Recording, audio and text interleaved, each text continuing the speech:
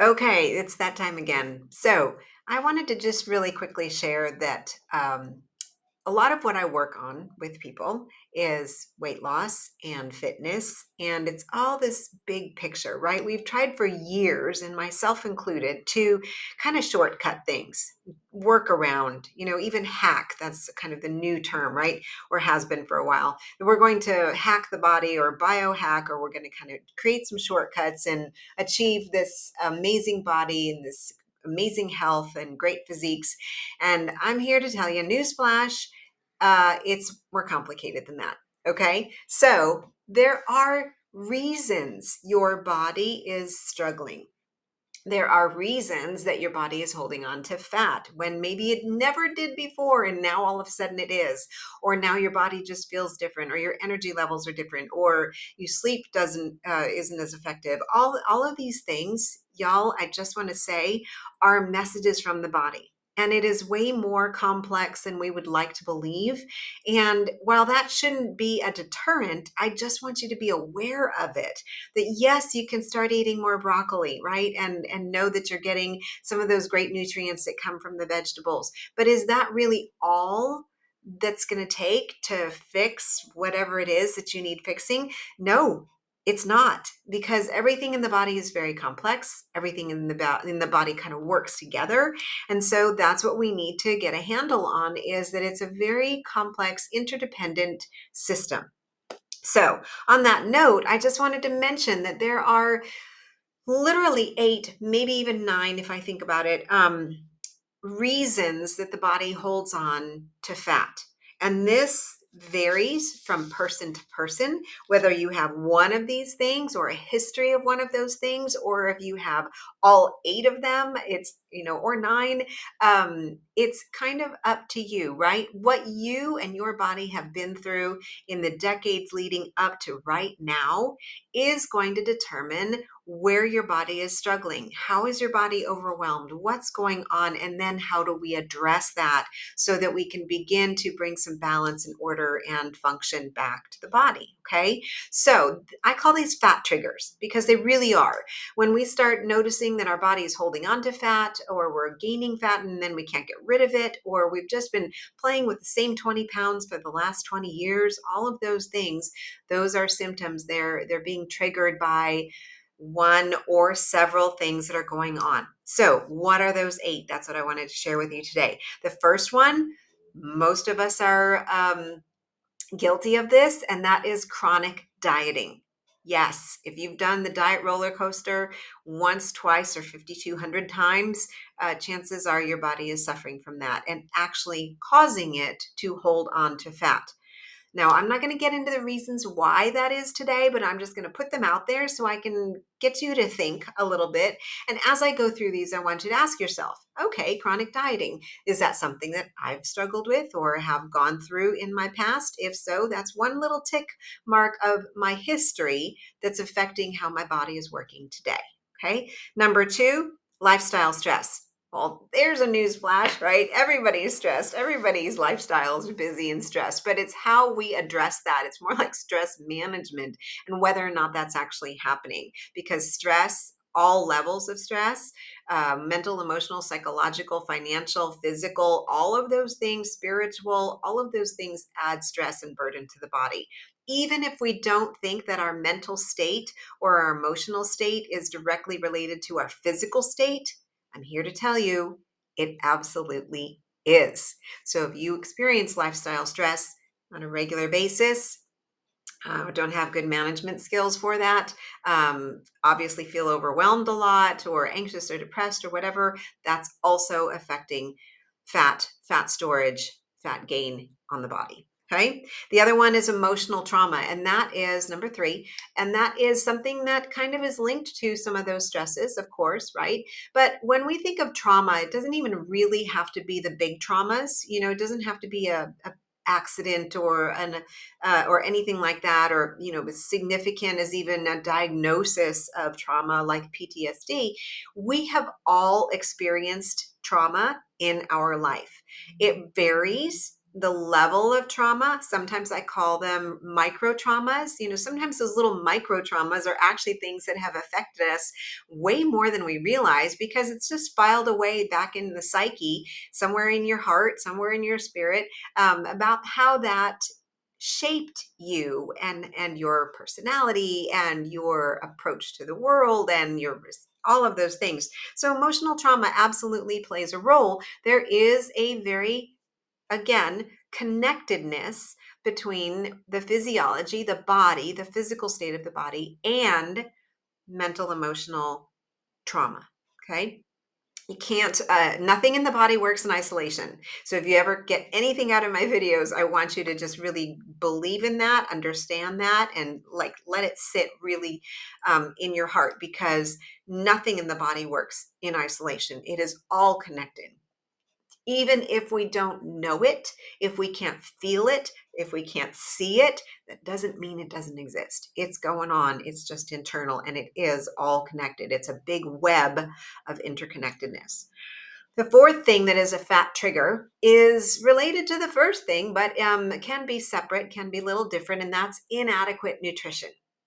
So when I say inadequate nutrition, I know we all eat, and we all think that there's good foods and bad foods, right? And there's actually a lot of non-food out there that we also consume, and that's what I mean by inadequate nutrition. You could be well fed, but highly undernourished at the same time, because the food or food-like substances that you are eating are not providing the nutrients, the phytonutrients, the minerals, the macronutrients, the micronutrients, all the things that your body really needs in order to function and survive and heal and do all these things.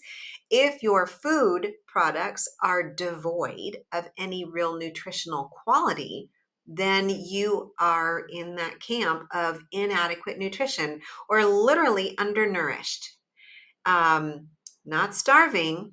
You have food calorically, there's density, there's mass, so you're putting stuff into your body, but there's nothing that your body is getting out of it. It is not getting the nutrition that it needs from those foods or food like substances. Okay. Number 5, poor digestion. Again, very related to food, very related to everything else, all kinds of interconnections going on here. But this is when we talk about leaky gut and the health of your microbiome, and the fact that your gut is your second brain, and there's this information highway going on between what's going on and how well your gut can digest and process and assimilate and absorb, and how well it doesn't, or how it doesn't. Okay, because that's all again directly related to the nutrition and the nutrient density, but it's also just how well is your body actually absorbing those things that you are giving it, whether it's in your food or your beverages or your supplements, medications. All of those things are impacting your ability to digest, assimilate, and absorb. And a lot of times our guts aren't very healthy. The standard American diet does not lend itself to a very good digestive system. So if you used to be just fine, but now all of a sudden you're experiencing bloating or gut distension, right, where it sticks out a little bit, or you can tell after you've eaten, you just feel kind of heavy or uncomfortable, or maybe you're getting constipated or diarrhea, or your kind of systems aren't really working out as regularly as they used to. That's all related to digestive processes. And if the internal digestion is not happening in an effective way, then other things are going to be affected, right? Because we're all interdependent, and it can absolutely lend itself to triggering fat storage. Okay.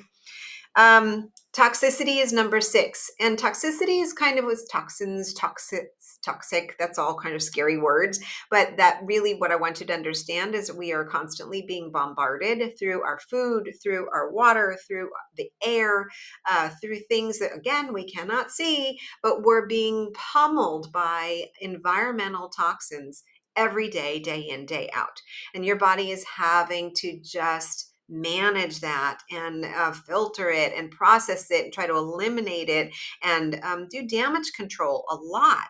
So if you are under a heavy, what we call toxic burden in the body, that means the body is not very efficient or has slowed down in its efficiency of being able to process and eliminate out those toxins. And guess what?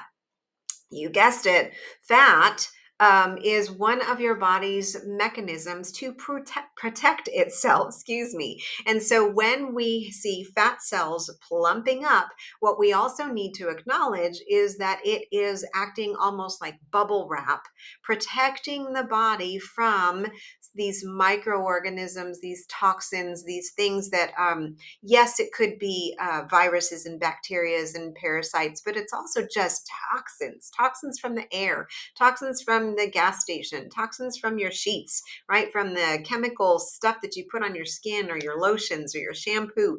All of that is being absorbed into the body, and the body has to filter it out somehow. So if it's under a heavy load, a heavy toxic burden, guess what? That whole system slows down and sometimes can come to quite almost a stop, a stall, because it's trying to protect itself from that. So again, that is another way the body triggers fat storage. It's because it's going to try to wrap some of this stuff up and protect your major organs by enveloping those toxins in fat and parking them somewhere else like your hips. Okay, so that's number 6. Number 7, this is a big one. Again, related back because everything's connected, but limiting beliefs. There is a lot to be said about belief in self, self-confidence, self-image, self-talk, all of those things. Again, everything's connected. So whatever that dialogue is going on in your mind, if it's not a positive, supportive, you can do it, I love you kind of conversation,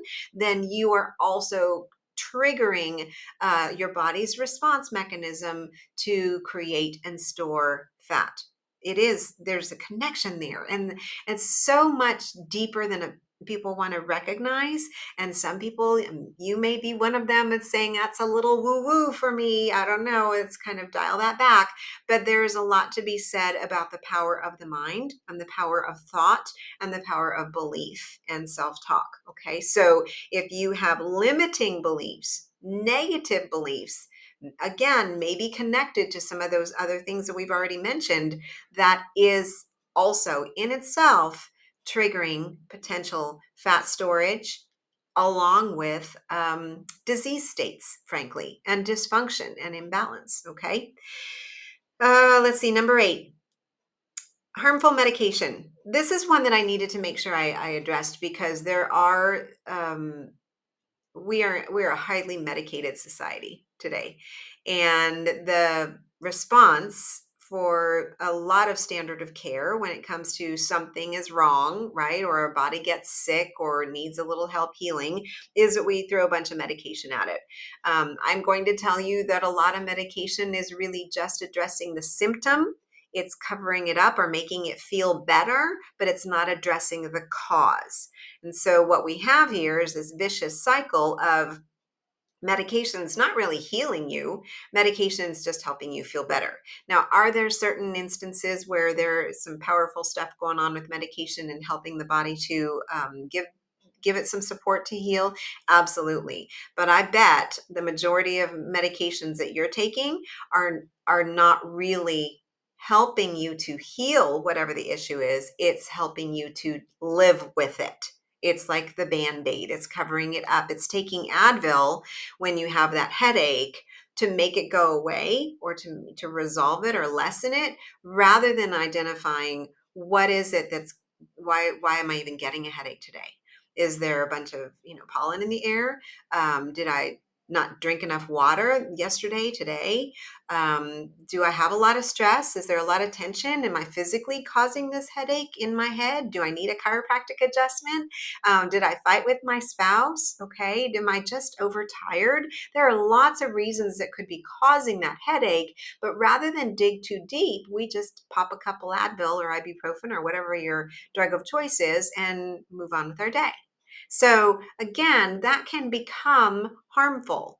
And medication, there's plenty out there of people who are on medications that if you look at the side effects, guess what it says? Weight gain, difficulty losing weight, bloating, all these things. It's because it's a chemical, right? It's a chemical that we're taking in our body to adjust or to deal with one aspect of our physiology of something that's going on, maybe in most cases to cover up and try to make it feel better, but the implications are that it has its own like domino effect going on in the body that is causing harm in other ways. So medication can absolutely be attributable to fat storage, and difficulty losing fat. The other one, there is a number 9, and that is that really sleep apnea. And sleep apnea, if you know, is when you actually stop breathing at some point in the night. And it's also related, a lot of people will say that it comes from obesity, or carrying extra weight. That can absolutely have an impact on whether or not you suffer from sleep apnea. But really, what we want to get down a little bit deeper to is that your body just isn't getting the oxygen that it needs for whatever reason. Okay.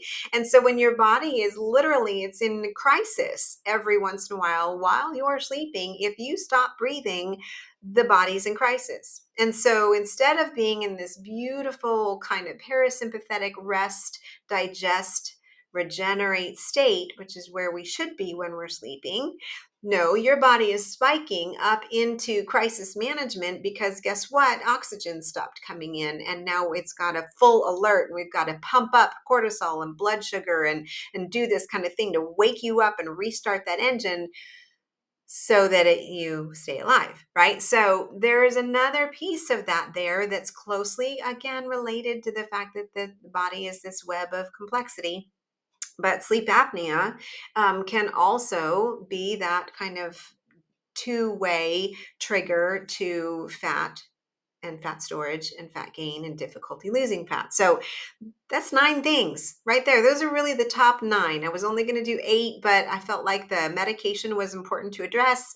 I wanted you to understand about the sleep apnea because I think there's a lot more people out there who don't realize, that they don't breathe well at night and they're not getting the right oxygenation in their sleep. And a lot more people are on CPAP machines to try to get some sleep at night when, we're just, again, trying to maintain that oxygenation of your entire system, which is kind of important to keep you alive. So, but they are all related. And that's what I consider the top 8 or 9 fat triggers in a sense that we have to be conscientious of. We have to know about. We have to kind of do a little self-assessment about what is it that I've got going on, what's in my history up to this point that might have, kind of set up some of these dominoes that are affecting my fat and my physiology right now. That's the question that I want you to ask yourself. Okay. So just to recap, chronic dieting, lifestyle stress, inadequate nutrition, emotional trauma, got those 2 out of order, but it doesn't really matter, poor digestion, toxicity or toxin exposure, toxic burden that you're carrying, limiting beliefs, harmful medication, and sleep apnea. Those are the top 9, folks. So do a little self-assessment today. Okay. Think through what that looks like for you, whether it is right now or whether it's been part of your history. Don't discount all of the years that have built up to what is going on right now. Okay. Because everything in the body, whatever it is that just seems to show up or, that all of a sudden you're having a difficulty with and you never struggled before, it doesn't just show up overnight. It accumulates over time. So if you have any or all of these factors in your history, in your timeline, whether or not they're happening today, or if you only have 2 or 3 today and you used to have all 9 or whatever that looks like for you, you have to factor that in because you know what? Your body is holding that history. And that's where we have to start. We have to start with where you are right now, but we also have to take a look back and acknowledge where is it? What is the history here? What is that accumulated stress and burden over time that is impacting the overall efficiency, effectiveness, and overall health and well being of your body right now. Okay, that's it. I will see you again tomorrow. Have a great evening. Bye.